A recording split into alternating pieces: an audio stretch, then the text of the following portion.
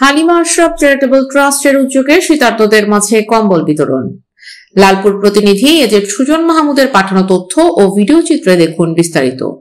Halima Ashraf charitable ট্রাস্টের উদ্যোগে 100 piece কম্বল অসহায় দুস্থ মানুষের মাঝে বিতরণ করা হয়। শনিবার সকাল 8টার সময় উপজেলার রঘুনাথপুর তাদের নিজ বাসায় এই অনুষ্ঠান অনুষ্ঠিত হয়। মরহুম আশরাফ আলী সরকার পেশায় একজন প্রাথমিক বিদ্যালয়ের প্রধান শিক্ষক ছিলেন। উনি একজন ন্যায়পরায়ণ, ইসলাম অনুরাগী এবং সমাজ সংস্কারক ছিলেন। জীবদ্দশায় তিনি অত্র অঞ্চলের সালিশ কমিটির প্রধানের দায়িত্ব পালন করেছেন এবং সুনামের সাথে সদা সর্বদা ন্যায় বিচারকে সমুন্নত রেখেছিলেন।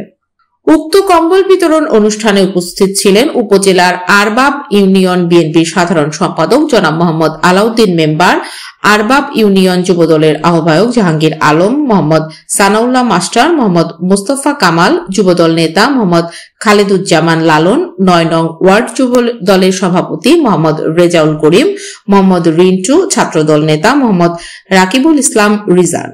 এছাড়াও উপস্থিত ছিলেন উপপরিচালক, দুর্নীতি দমন কমিশন মহোদয় জনাব আক্তারুল ইসলামের পিতা জনাব আমির আলী সরকার, রঘুনাথপুর কেন্দ্রীয় মসজিদ ও ঈদগাহের ইমাম সাহেব মোহাম্মদ বজলুর রহমান, মুরদহ কেন্দ্রীয় মসজিদ ও ঈদগাহের ইমাম সাহেব মোহাম্মদ সাইফুল ইসলাম, হাসিমপুর কেন্দ্রীয় মসজিদ ও ঈদগাহের ইমাম মোহাম্মদ মামুন ইসলাম সহ অত্র অঞ্চলের আরো অনেক গণ্যমান্য ব্যক্তিবর্গ।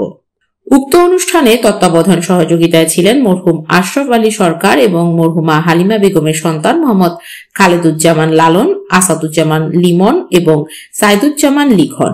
উনারা সকলে মরহুমদের জন্য দুস্থ ও অসহায় মানুষদের কাছে এবং এলাকাবাসীর কাছে দোয়ার দরখাস্ত করেন।